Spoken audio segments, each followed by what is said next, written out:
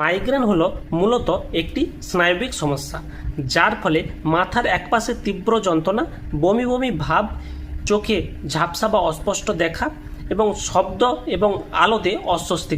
এই মাইগ্রেনের পিছনে কতগুলি কারণ রয়েছে, যেমন মস্তিষ্কের পরিবর্তন, বংশগত বা জিনগত, অতিরিক্ত স্ট্রেস, রাত্রিতে ঘুম কম হওয়া, স্ক্রিন টাইম অর্থাৎ অতিরিক্ত মোবাইল ব্যবহার করা, এর সাথে কিছু কিছু খাবার যেমন চকলেট, ফাস্টফুড, চিজ এইসব খাবার খাওয়ার ফলেও।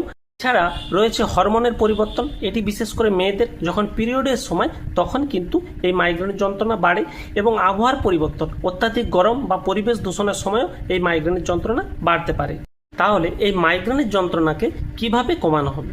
এই মাইগ্রেনের যন্ত্রণা কমাতে গেলে বেশি পরিমাণে জল পান করতে হবে, স্ট্রেস কমাতে হবে, পরিমাণ মতো ঘুমোতে হবে, রাত্রিতে ঠান্ডা ঘর এবং অন্ধকারযুক্ত ঘরে ঘুমোতে হবে। আদা এবং আদার জল খেলে মাইগ্রেনের যন্ত্রণা থেকে মুক্তি পাওয়া যায়, এবং গরম বা ঠান্ডা সেঁক যদি মাথায় দেওয়া যাও তাতেও কিন্তু এই মাইগ্রেনের যন্ত্রণা থেকে মুক্তি পাওয়া যায়।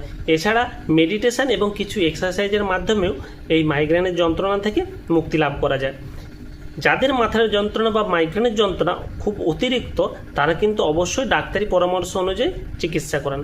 আরও এরকম ভিডিও পেতে অবশ্যই ফলো করবেন। ধন্যবাদ।